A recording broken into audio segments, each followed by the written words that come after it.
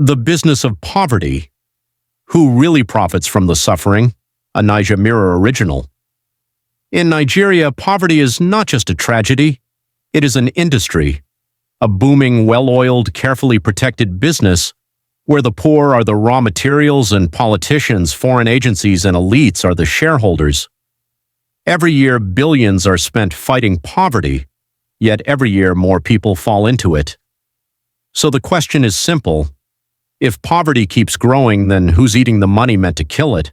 This is the Naija Mirror, and today we expose the uncomfortable truth, the business of poverty. Who really profits from the suffering? They say Nigeria is rich, and that's true. Rich in oil, gas, gold, and opportunities. But there's another invisible gold mine, poverty itself. Every politician knows it. Every NGO understands it. Even international organizations feed from it.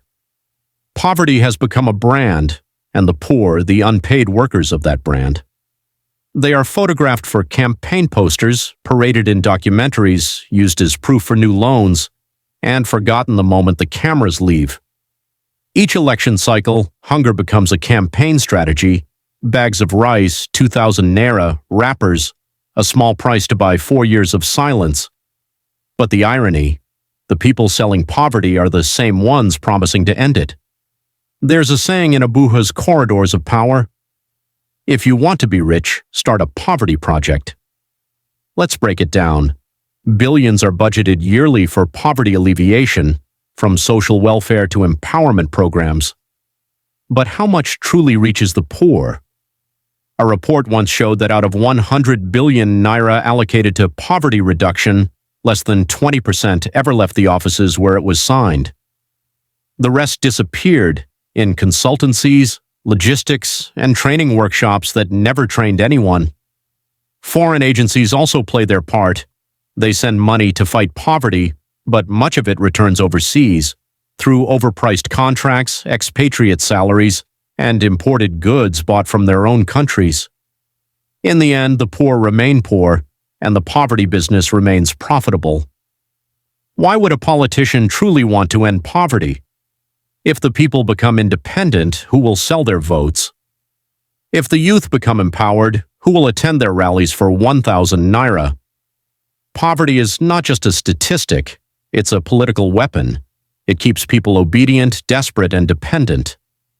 From north to south, religion, ethnicity, and fear are used to keep poverty alive. A hungry man does not ask questions. He simply survives. That is why Nigeria's richest men and women often rise from the ashes of government contracts, while the masses remain spectators in their own country. Poverty, in truth, has never been a mistake. It has always been a strategy. Let's talk about another group of players, the poverty entrepreneurs. They don't wear agbada, they wear suits. They don't call it politics, they call it development. But make no mistake, for many, poverty is their paycheck. Every flood, every famine, every crisis is another opportunity for funding. Aid becomes a currency and sympathy becomes a marketing tool. They host conferences in five-star hotels to discuss the suffering of the poor, then drive away in convoys of jeeps bought with donor money.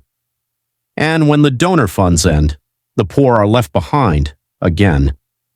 Poverty remains because too many people benefit from it staying alive. Now even poverty has gone digital. Influencers record themselves giving food to beggars, not out of compassion but for clicks, likes, and followers. The poor have become props in the theater of sympathy. We scroll, we cry, we comment, God bless you, and then nothing changes. We have turned human suffering into content, and in that moment the business of poverty goes viral. Let's be honest, the business of poverty isn't just Nigerian, it's global. Western powers lend money to fight poverty, then demand repayment with interest that keeps nations poor. Multinationals mine our lands, pay us crumbs, and call it investment. They tell us to develop, but sell us the same tools that keep us dependent. It's a cycle, a perfectly designed ecosystem where Africa remains the patient and the world, the eternal doctor who never wants the cure.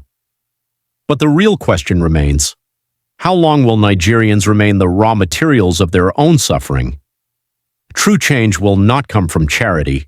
It will come from accountability, from a people who refuse to sell their votes, who demand to see results for every naira spent, who stop glorifying billionaires made from broken systems. It will come from transparency, from citizens who refuse to be deceived by empowerment schemes that empower only the few. Poverty is not a curse, it is a consequence. And until the beneficiaries of that consequence are exposed, the poor will keep paying for the rich to get richer. Because in the business of poverty, everybody profits, except the poor. This is the Naija Mirror. We don't sell sympathy, we sell truth, even when it's expensive. Subscribe to the Naija Mirror, where we expose the lies, question the power, and speak for the voiceless, because truth is our only weapon.